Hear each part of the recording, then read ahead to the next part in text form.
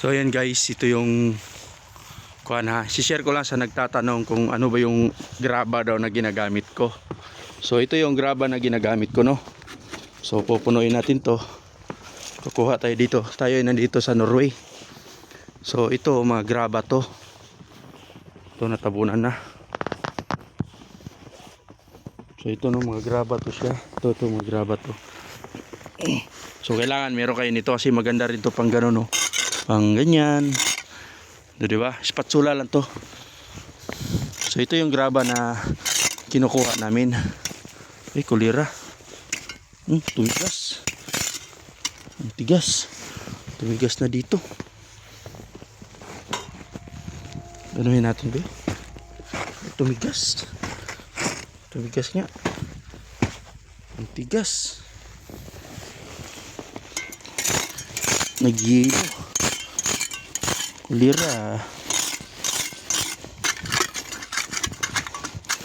Tumigas guys. So ito yun, oh, graba na kinukuha namin. Graba talaga, hindi siya buhangin, ha.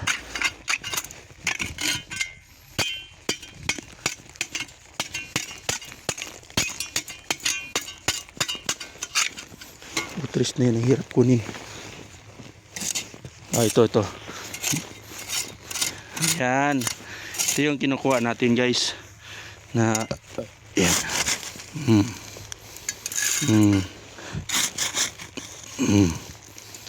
Yan.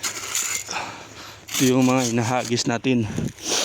So yan yun, no, yung graba na ginagamit namin. So nido yung nilagyan natin. Meron pa tayong isa doon. Lagyan ko na rin para sureball. So yan, no. So yan yung ginagamit namin na sim kapalilo. Kapal yan. So dagdagan ko pa to. Dalawa tong nido ko, eh. Yan. Yan yun, ha. Yan, yung graba na yan. So tapos na tayong kumuha ng graba. Yan.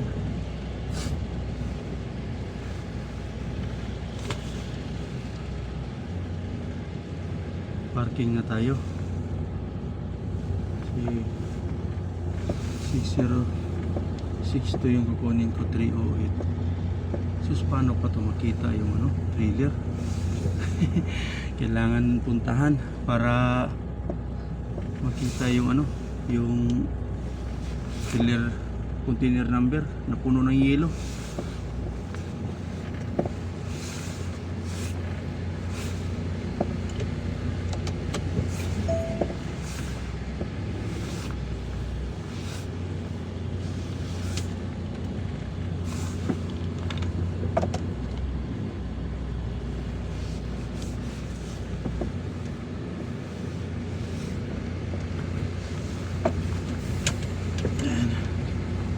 So ngayon, dahil maraming yelo, tanggalin natin.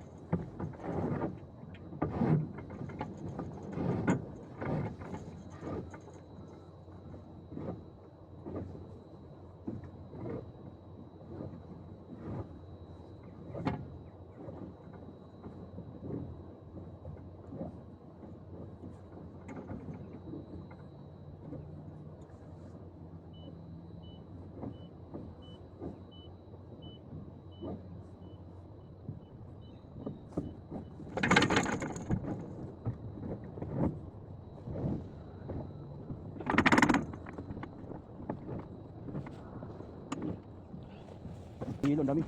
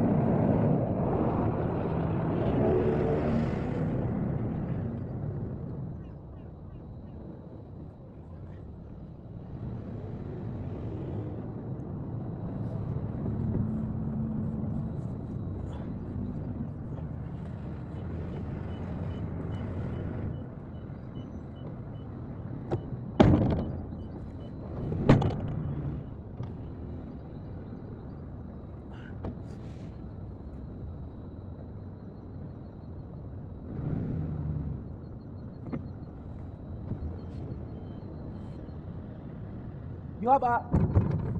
Yup. Yeah. Small water only.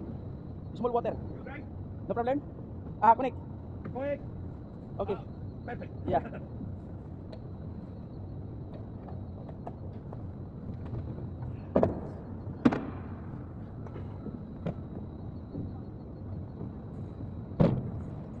So yan, oh. Tanggalan na natin ng ice. So natanggalan na natin ng ice, no. So ito guys, yung tamang posisyon ng sasakyan guys. Kung kayo ay papuntang ferry ng Göteborg papuntang Frederick Schaben. So ito yung posisyon nyo guys dito. Malayo pa lang makikita nyo naman yung arrow ng direction by lane. Kasi dito sa Port of Göteborg minsan nagluloko yung yung navigation natin, nagluloko minsan. So dito malayo pa lang, dito ka na nakapwesto lalo na pagka matraffic, kasi dito area na to matraffic. Ayan, sundin na natin yung border na nakalagay Diki. Yun yung pinaka the best dyan, yung sign of border ng Denmark. Is aware din po kayo kasi minsan nakakalito din po talaga yung yung navigation dito, nagluloko. So yan. So itong linya na to ay prohibited ang na to, EDR dito. So yung dala natin ngayon so far hindi naman EDR. Dalawa yung dala natin pero na-drop ko na yung EDR. Restricted accessible area.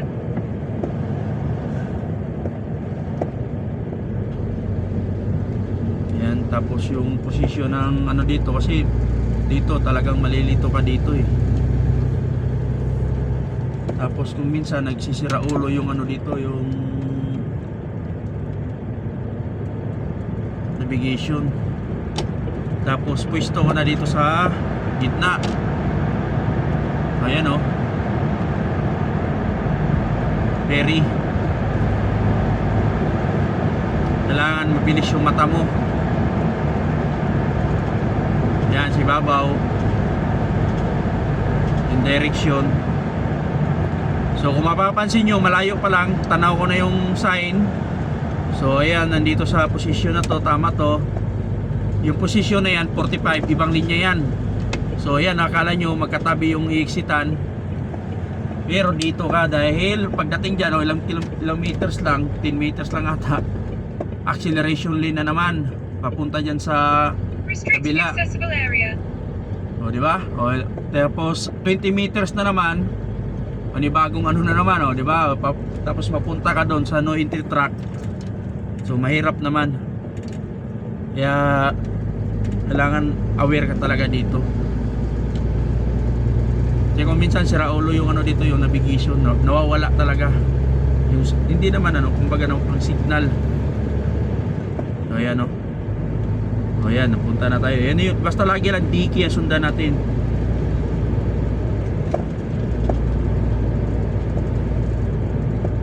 Denmark. Siguro kung pa Germany kayo, baka padiretso din. Pero itong way ko pa Denmark ako.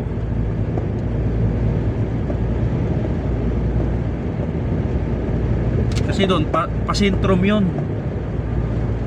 Tapos paano ko na lang kung dalawa yung dala natin, kagaya sa akin dalawa. Mahirapan tayo doon ay kung maliit ang okay lang kung malaki ang space.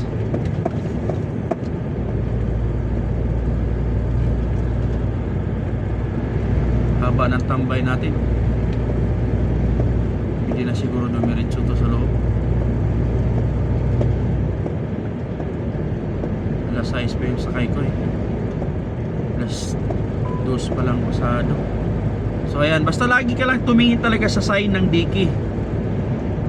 Yan lang talaga.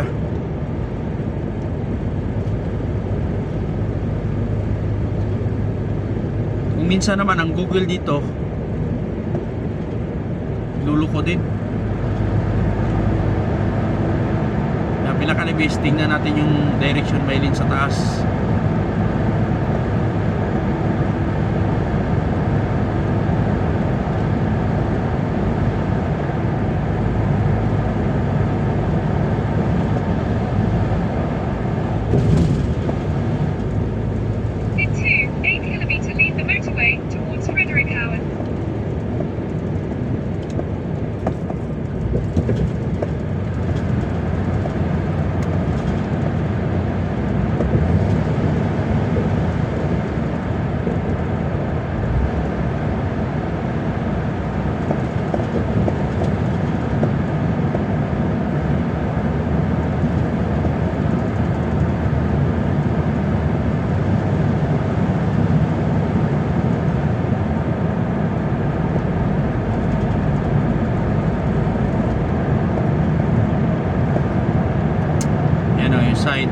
aso. Diki, dito ka pa rin.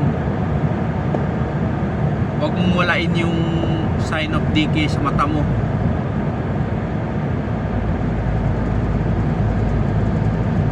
Doon ka na malilito eh, kasi mabilis yung exitan eh. Mabilis, ilang meters lang, 20 lang. Exit na naman, exit. Mahirap kasi pag may kasunod ka.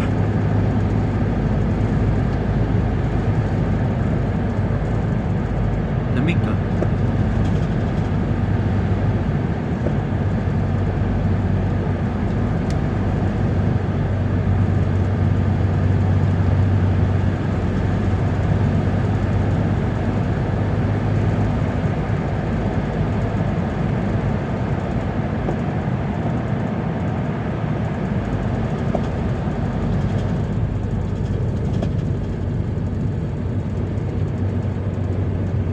Danica.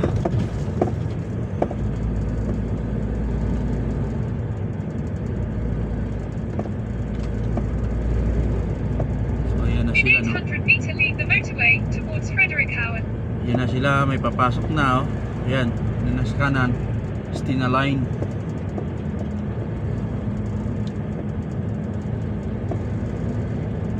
So mamaya pa tayo papasok kapag pumasok na yan sila.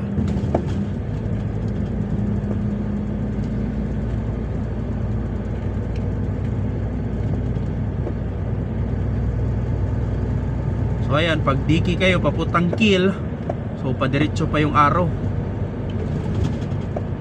Now leave the motorway, then keep right towards Frederickhauen.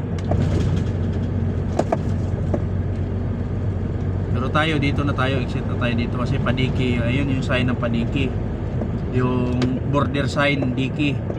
Tapos pagka pa Germany kayo, sundin nyo lang din yung border sign ng D. Now keep right, Abbreviation then ng keep right. Germany D.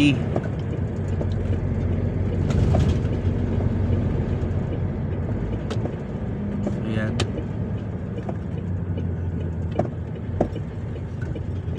Kailangan pinahan natin yung kanan, kaliwa. Kasi In 300 meter, dalawa keep yung right onto a dala migrant natin. Mahirap na kung mabitin. Di baling sumubra, wag lang mabitin. Kasi paano kung ayan oh. Oh, kita nga oh. Oh. Mataas kasi kain ng ano ng link. Malaki. Now keep right onto a migrant pigeon. So dito na tayo. Ayan ah, Fredericks Schaven.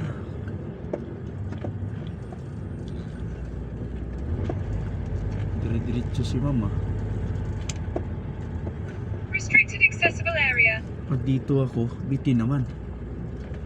Mabibitin ako. So, antayin natin muna ito umalis. Dito tayo sa isa.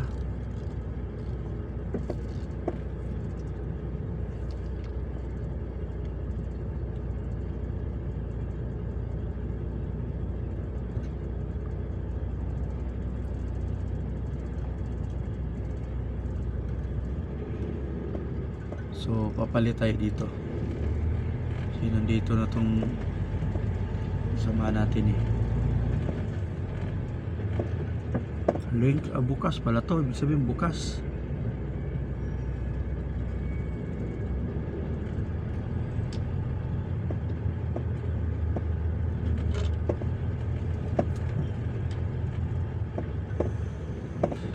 Uy!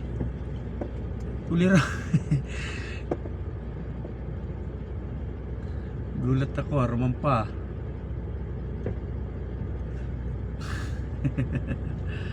Kala ko tatawid dito sa kanya.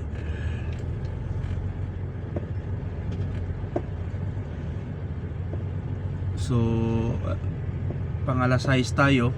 Anong oras pa lang? Papasok ako mga alas 3:30. Standby lang ng kaunti.